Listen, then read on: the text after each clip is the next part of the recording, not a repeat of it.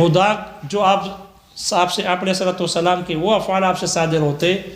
تو وہ علی وجہ العبادت والقربت ہوتے،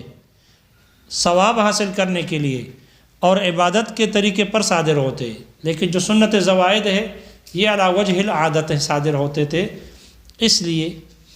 یہ سنت زوائد ہے۔ جیسے کہ شارح کہتے ہیں آپ علیہ الصلوۃ والسلام جبہ پہنتے تھے، ایسا جبہ ہوتا تھا،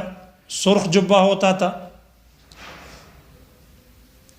سبز جبہ ہوتا تھا، سفید جبہ ہوتا تھا، اس کو آپ پہنتے۔ طویل الکمین، جس کے آستینیں کھلی ہوتی تھی، لمبی آستین والی، کھلی آستین والی، اس سے استدلال کرتے ہیں کھلے آستین کے اس بات کے کہ آستینیں کھلی ہونی چاہیے، جبکہ بعض روایت میں آتا ہے کہ آپ کے جبے کی آستینیں تنگ ہوتی تھی، ضیقۃ الکمین، یہ بھی آئے ہی حدیث میں، آستینیں تنگ ہوتی تھی۔ اس سے استدلال کیا جاتا ہے قمیص کے آستینوں کے تنگ ہونے پر، جسے کیا کہتے ہیں، کون سے، کف والے، ہاں، اس سے بھی استدلال کیا جاتا ہے، دونوں طرح ثابت ہے۔ البتہ یہاں جو شارح کہتے ہیں کہ آپ سرخ جبہ پہنتے تھے تو سرخ خالص سرخ نہیں ہوتا تھا، اس لیے کہ عورتوں کا رنگ ہے، منع ہے مردوں کے لیے، یہ خالص سرخ نہیں تھا بلکہ اس میں سرخ قسم کی داریاں ہوتی تھی، داری دار ہوتا تھا۔ اسی طرح بس اوقات آپ امامہ پہنتے تو امامہ کالی پگڑی بھی پہنی ہے، اور یہاں بھی شارح لکھا ہے کہ سرخ پگڑی بھی پہنی ہے، تو سرخ سے مراد خالص سرخ نہیں ہے بلکہ داری دار۔ اگرچہ محشی کہتے ہیں کہ میں نے حدیث کی کتابوں میں نہیں دیکھا کہ آپ علیہ الصلوۃ والسلام نے کبھی سرخ جبہ پہنا ہو، خالص سرخ، یا سرخ پگڑی باندھی ہو، ہمیں حدیث کی کتابوں میں سے کوئی روایت نہیں ملی جس سے ثابت ہو۔ ہاں، سرخ جوڑا پہنا ہے جس میں سرخ خطوط ہوتے تھے، یعنی داری دار ہوتی تھی، سرخ داریاں اس میں لگی ہوتی تھی، باقی یہ کہ خالص سرخ نہیں تھی۔ تو کپڑے کا، جبے کا تو ہے لیکن پگڑی نہیں۔ اور پگڑی کی مقدار یا 7 ہاتھ ہوتی تھی یا 12 ہاتھ ہوتی تھی، یا اس سے کم اور بیش ہوتی تھی۔ اسی طرح آپ علیہ الصلوۃ والسلام کے بیٹھنے کی کیفیت، آپ بیٹھتے تھے محتبئاً، احتبا کی حالت میں بیٹھتے تھے۔ احتبا یہ کہ الیتین کے سرین کے بل بیٹھ جائے اور اپنے ساقین کو کڑا کر دے، جیسے کہ سرین کے بل بیٹھ کر یہ ساقین کڑے ہو جائے، اور حبوا باندھتے تھے،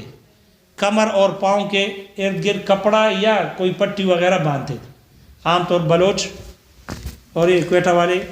اسی طرح بیٹھتے ہیں مجلسوں میں، یا اور کوئی بھی بیٹھتے ہوں گے، تبلیغی حضرات بھی بیٹھتے ہیں۔ تو یہ ہے احتبا۔ جی، فائدہ تو یہ بظاہر آدمی تکتا نہیں ہے، واللہ عالم، کبھی باندھ کے بیٹھ جاؤ، پتہ چل جائے گا کہ آپ جس طرح آدمی بیٹھے ہوئے ہیں، ہم بیٹھتے ہیں، سہارا ہو جاتا ہے نا کمر کے لیے، تو ایک ٹیک کی کسی کیفیت ہو جاتی ہے۔ یہ ہے احتباء، محتبئاً، حالت احتباء میں بیٹھتے تھے۔ اور کبھی مربعاً بیٹھتے تھے، 4 زانوں، عذر کی وجہ سے اس طرح بھی بیٹھتے تھے، لیکن اکثر شارح کہتے ہیں اکثر آپ کا بیٹھنا حالت تشہد کی طرح ہوتا، جس طرح تشہد میں بیٹھتے ہیں اسی طرح اکثر آپ بیٹھتے تھے۔ شارح کہتے ہیں یہ سب کے سب سنن زوائد میں سے ہے۔ اگر کوئی اس کام کو کر لے، جیسے پگڑی آپ نے باندھ دیا، آپ باندھ لے، یا جس طرح کے لباس آپ علیہ الصلوۃ والسلام نے پہنا ہے اس طرح کا لباس پہنے، یا جس انداز میں آپ بیٹھتے یا اٹھتے یا سوتے، اگر کوئی اس طریقے پر کام کر لے، عمل کر لے ثواب کی نیت سے، تو یصاب، اس اجر ملے گا، ثواب ملے گا۔ لیکن اگر کوئی چھوڑ دے، سوتا ہے تو کسی اور طریقے پر، الٹا نہ ہو، الٹے سے منع کیا گیا ہے، طب کے اعتبار سے بھی درست نہیں ہے، معدے کو زور دیتا ہے، نقصان دہ ہے۔ باقی یہ کہ وہ جیسے خاص انداز بیان کیا جاتا ہے کہ ہاتھ نیچے ہو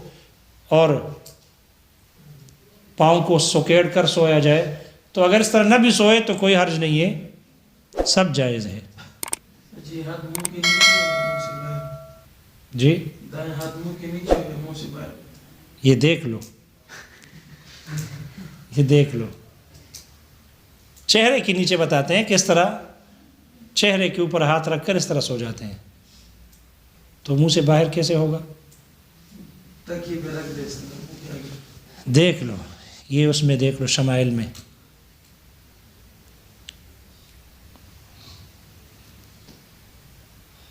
یہ سب کے سب سنن زوائد ہے، کرنے پر اجر ملتا ہے اور چھوڑنے پر کوئی سزا نہیں ہے۔ شارح کہتے ہیں یہی ہے معنی مستحب کا، اسی کو مستحب کہتے ہیں، مگر یہ کہ مستحب کہتے ہیں اس کو ہے کہ جس کو علماء نے پسند کیا ہو، اور یہ آپ علیہ الصلوۃ والسلام کی عادت رہی ہے، اس لیے۔ عزیمت کی چوتھی قسم ہے نفل۔ نفل لغت میں کہتے ہیں زیادتی کو، نفل لغت میں کہتے ہیں زیادتی کو۔ اصطلاح میں نفل کی تعریف یہاں شارح مصنف نے ذکر کی ہے، حکم کے ساتھ ہی اس کی تعریف کو ذکر کیا، تعریف ذکر نہیں کی بلکہ حکم ہی کو تعریف میں ذکر کر کے کہا وَهُوَ مَا يُصَابُ الْمَرْءُ عَلَى فِعْلِهِ وَلَا يُعَاقَبُ عَلَى تَرْكِهِ، کہ جس کے کرنے پر بندے کو اجر دیا جاتا ہے اور اس کے چھوڑنے پر اس کو سزا نہیں دی جاتی، اس کو کہتے ہیں نفل۔ شارح کہتے ہیں ماتن نے تعریف حکم کو ذکر کیا، اس کی تعریف حکم ہی سے ذکر کر دی سلف کی اتباع کرتے ہوئے، اور شارح کہتے ہیں یہاں اس کی تعریف میں عقاب کی نفی ذکر کی ہے، لیکن ذم مذمت اور عتاب کی نہیں کی، اس بات پر تنبیہ کرنے کے لیے کہ یہ معلوم نہ ہو سکا کہ آیا اس میں مذمت اور عتاب ہے یا نہیں، اس میں مذمت اور عقاب نہیں ہے۔ کوئی نفل نہ پڑے تو چھوڑنے پر اس کو سزا نہیں ہوگی، لیکن مذمت اور عتاب ہے یا نہیں، شارح کہتے ہیں حال معلوم نہ ہو سکا۔ محشی کہتے ہیں کیسے معلوم نہیں ہے؟ معلوم تو ہے کہ نفل کے چھوڑنے والے پر مذمت اور عتاب نہیں ہے۔ محققین نے، شارح کہتے ہیں محققین نے صراحت کی ہے کہ لا یلام علی ترک النفل، نفل کے چھوڑنے پر ملامتی نہیں ہے، تو حال تو معلوم ہے۔ مثال دے رہے ہیں، جیسے کہ شارح مصنف کہتے ہیں کہ مسافر آدمی کے لیے 2 رکعات سے جو زائد نماز ہوتی ہے وہ بھی نفل ہے، اسی معنی میں ہے کہ پڑھنے پر ثواب ہے اور چھوڑنے پر کوئی گناہ نہیں ہے۔ مسافر آدمی رباعی نماز سفر میں فرض نماز اگر 2 کے بجائے کتنے پڑھ لے، 4 پڑھ لے، تو اس 2 رکعات کے پڑھنے پر اس کو اجر ملے گا، وہ نفل ہے، فرض نہیں ہے، فرض تو 2 ہی ہے۔ اس لیے مسافر کے لیے 2 رکعات سے زائد نماز نفل ہے، اسی معنی کے اعتبار سے کہ اس کو ثواب ملے گا، اجر ملے گا۔ فرض 2 ہے، 4 کی نیت کیسے کرو گے؟ 2 ہے، پھر جب کڑا ہو جائے تو نفل کی نیت سے۔ البتہ اس پر اشکال ہے، مشارح کہتے ہیں کہ یہ اعتراض نہ کیا جائے۔ اعتراض یہ ہے کہ مصنف نے یہاں ماتن نے فرمایا کہ مسافر کے لیے فرض پر 2 رکعت کے اوپر جو زائد رکعتیں ہوتی ہے وہ نفل ہے، یعنی کرنے پر ثواب، چھوڑنے پر گناہ نہیں۔ حالانکہ فقہاء نے صراحت کی ہے، فقہاء نے کہا کہ نہیں، اس نے برا کیا۔ اگر نفلوں کو فرض کے ساتھ ملا لیا، 4 پڑھ لیے، تو فقہاء نے تو لکھا ہے کہ انہوں نے برا کیا ہے، اور برا کا مطلب ہے کہ یہ گناہگار ہے اور مستحق کے نار ہے، اس کو سزا ہوگی۔ تو پھر یہاں ماتن نے کیسے کہا کہ اس پر اجر ملے گا، کرنے پر اجر ملے گا اور چھوڑنے پر گناہ نہیں ہے، جبکہ فقہاء نے لکھا ہے اس نے برا کیا ہے؟ تو شارح کہتے ہیں یہ اعتراض نہ کیا جائے۔ کیوں؟ اس لیے کہ جو مصنف نے فرمایا وہ بھی ٹھیک ہے، اور جو فقہاء نے ذکر کیا ہے وہ بھی ٹھیک ہے۔ مصنف نے جو فرمایا یہ مطلق نفل کے اعتبار سے ہے کہ نفل کے پڑھنے پر ثواب ہے چھوڑنے پر گناہ نہیں۔ اور جو فقہا نے ذکر کیا کہ اس نے برا کیا ہے، وہ اس وجہ سے نہیں کہ اس نے نفل پڑھ لیے، بلکہ اس وجہ سے کہ انہوں نے سلام میں تاخیر کی۔ 2 رکعت پڑھ لینے کے بعد سلام پھیرنا چاہیے، اس نے مزید 2 رکعت ملا دیے تو سلام میں تاخیر کی۔ دوسرا کام انہوں نے یہ کیا کہ نفل کو فرض کے ساتھ ملا دیا، تو نفل اور فرض دونوں مل گئے، اختلاط النفل بین فرض اور نفل کے درمیان اختلاط ہو گیا۔ اس لیے فقہا نے کہا اساء، اس نے برا کیا، یعنی یہ گناہگار ہو گیا۔ تو فقہا نے جو ان کو گناہگار کہا اور مستحق نار کہا ہے، یہ سلام میں تاخیر کی وجہ سے ہے، اور فرض کو نفل کے ساتھ، نفل کو فرض کے ساتھ ملانے کی وجہ سے، نفل پڑھنے کی وجہ سے نہیں۔ اور جو مصنف نے کہا کہ اس پر اجر ملتا ہے اور ثواب اور چھوڑنے پر گناہ نہیں، وہ نفل پر ہے۔ تو جس کا مصنف نے کہا ہے، فقہا نے اس پر گناہ کا نہیں کہا، اور جس کا فقہا قائل ہیں گناہ ہونے کا انہوں نے قول اختیار کیا، وہ مصنف نے نہیں فرمایا۔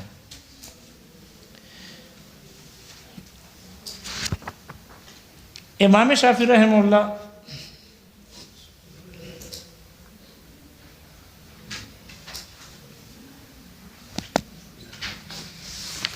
ٹھیک ہے، وہ انشاءاللہ پھر پڑھ لیں گے۔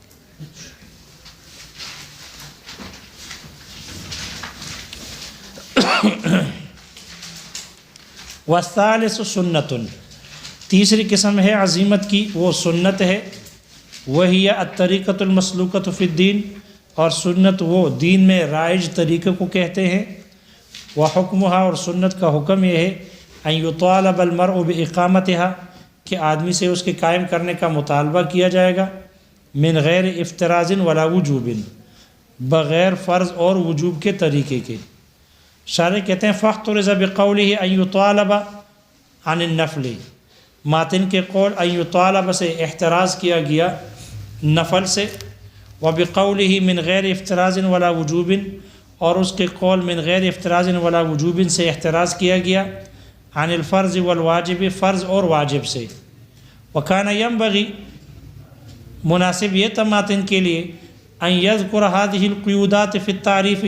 کہ ان قیودات کو تعریف میں ذکر کرتے، الا انہ اکتفا عنہا بالحکم، مگر یہ کہ انہوں نے ان قیودات پر اکتفا کیا ہے بالحکم، حکم ہی سے، حکم ہی میں اس پر اکتفا کر لیا۔ شارح کہتے ہیں ولیکن قالوا، لیکن فقہا نے فرمایا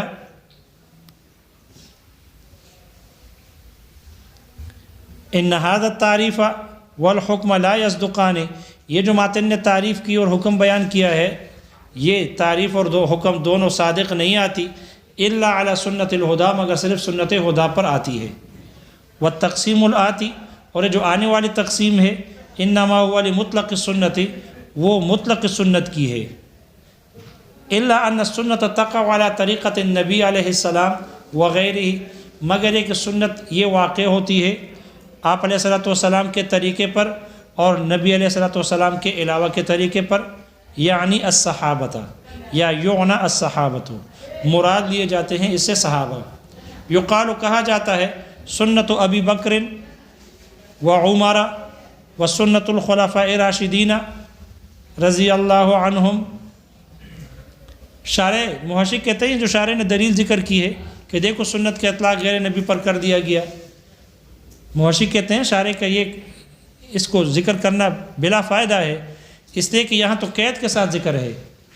اور اختلاف مطلق سنت میں ہے۔ جب مطلقاً سنت کا لفظ ذکر ہو تو اس کے اطلاق صحابہ کے طریقے پر ہوتا ہے یا نہیں، اور جہاں شارح نے جو مثالیں ذکر کی ہے سنت ابی بکر یا سنت الخلفاء، یہاں تو مقید ہے، تو اس میں تو اختلاف ہی نہیں ہے، وہ بھی تو اس کے قائل ہے۔ وقال الشافعی رحمہ اللہ، امام شافعی رحمہ اللہ نے فرمایا مطلقها طریقۃ النبی علیہ السلام، اس کا اطلاق آپ نبی علیہ السلام کے طریقے پر ہے۔ یعنی اذا یطلق لفظ السنت، جب لفظ سنت کا اطلاق کیا جاتا ہے بلا قرینۃ، بغیر کسی قرینے کے، لا یطلق علی طریقۃ الصحابۃ، تو صحابہ کے طریقے پر اس کا اطلاق نہیں کیا جاتا، کما رویہ، جیسے کہ نقل کیا گیا، ان سعید بن المسیب حضرت سعید بن المسیب رحمہ اللہ نے قال فرمایا ما دون الثلث من الدیت، دیت ثلث سے کم دیت میں، لا ينصف، ثلث سے کم دیت کو آدھا نہیں کیا جائے گا، وہو السنت، اور یہی سنت ہے، اراد بہا سنت النبی علیہ الصلاۃ والسلام، اس سے انہوں نے مراد لی ہے نبی علیہ الصلاۃ والسلام کی سنت مراد لی، وہی، اور وہ یہ کہ ان الدیت اذا لم تبلغ ثلثا، دیت جب تک ثلث تک نہ پہنچے، فالرجل والانثى فیہ سواء، تو مرد اور عورت ان میں برابر ہے، واذا بلغ الثلث فصاعدا، اور جب دیت ثلث اور یا ثلث سے بڑھ جائے، زیادہ تک پہنچ جائے، یؤخذ للمرأة نصف ما یؤخذ للرجل، جتنا مرد کے لیے لیا جاتا ہے اس کا آدھا عورت کے لیے لیا جائے گا، وَإِذَا أُرِيدَتْ سُنَّةُ غَيْرِ النَّبِيِّ، اور جب نبی علیہ الصلوۃ والسلام کے علاوہ کی سنت مراد ہوتی ہے، یقال، تو کہا جاتا ہے هذه سنت الشیخین، یہ شیخین کی سنت ہے، او سنت ابی بکر، یا ابو بکر کی سنت ہے، ونحوہ رضی اللہ عنہم، وہی نوعان، اور سنت کی دو قسمیں ہیں، اے مطلق السنت، یعنی مطلق سنت کی دو قسمیں ہیں، لا التی مضى تعریفها وحکمها، نہ کہ اس سنت کی جس کی تعریف اور حکم گزر گیا، علی نوعین، یہ مطلق سنت دو قسم پر ہے، الاول سنت الہدا، پہلی سنت ہدا ہے، وتارکها یستوجب اساءۃ، اس سنت ہدا کا چھوڑنے والا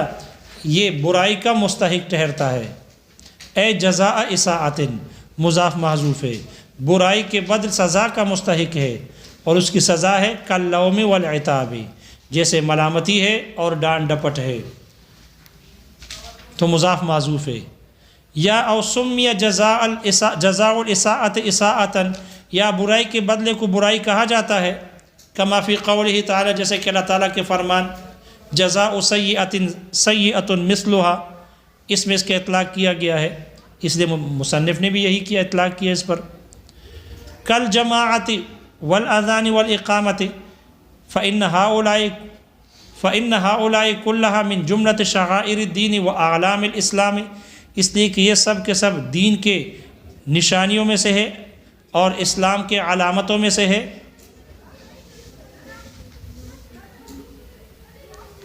دین کے شعائر کے مجموعے میں سے ہے، ولہذا قالوا، اس وجہ سے شارح کہتے ہیں، فقہا نے فرمایا، اذا اصر اہل مصر، جب کوئی بستی والے اصرار کر لے، کوئی شہر والے اصرار کر لے، علی ترکہا، ان کو اس سنت ہدا کے چھوڑنے پر، یقاتلوا بالسلاح، تو اسلحے کے ساتھ ان کے ساتھ قتال کیا جائے گا، من جانب الامام، امام کی جانب سے، وقد وردت فی کل منہا، اور ان میں سے ہر ایک کے بارے میں وارد ہوئی ہے، آثار، احادیث، اتنی احادیث وارد ہوئی ہے، آئی ہے، لا تحصا، کہ جن کو شمار نہیں کیا جا سکتا، والثانی، اور دوسری قسم ہے الزوائد، سنت زوائد، وتارکها لا یستوجب اساءۃ، اس کے چھوڑنے والا وہ برائی کے بدلے کا یعنی سزا کا مستحق نہیں، کسیر النبی علیہ الصلاۃ والسلام، جیسے کہ آپ علیہ الصلاۃ والسلام کی سیرت اور آپ کا اخلاق اور کردار ہے، فی لباس ہی، آپ کے لباس میں، وقعود ہی، اور آپ کے بیٹھنے میں، وقیام ہی، اور آپ کے کھڑے ہونے میں، فإن هؤلاء كلها لا تصدر منه، اس لیے کہ یہ سب کے سب آپ علیہ الصلوۃ والسلام سے یہ سب افعال صادر نہ ہوتے تھے، علی وجہ العبادت، عبادت کے طریقے پر، وقصد القربت، اور ثواب اور قربت کے طریقے پر، قربت کے ارادے سے، بل علی سبیل العادت، بلکہ عادت کے طریقے پر صادر ہوتے تھے، فإنه علیہ السلام، اس لیے کہ آپ علیہ الصلوۃ والسلام کان یلبس جبۃ حمراء وخضراء وبیضاء طویل الکمین، اس لیے کہ آپ علیہ الصلوۃ والسلام ایسا جبہ پہنتے تھے جو سرخ جبہ پہنتے تھے اور سبز پہنتے تھے اور سفید پہنتے تھے جس کی آستینیں لمبی ہوتی، وربما، اور بسا اوقات، یلبسو، آپ پہنتے تھے، امامۃ سوداء وحمراء، کالی پگڑی پہنتے تھے اور سرخ پگڑی پہنتے تھے، وکان مقدارها 7 اذرع،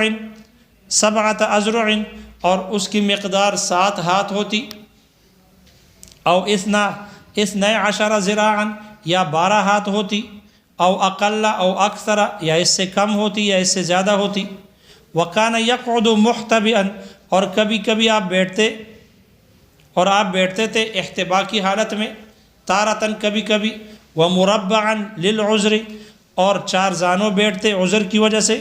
وعلی ہیئت التشہد اکثر، اور تشہد کی حالت پر آپ اکثر بیٹھتے تھے۔ فہذا کلھا من سنن الزوائد،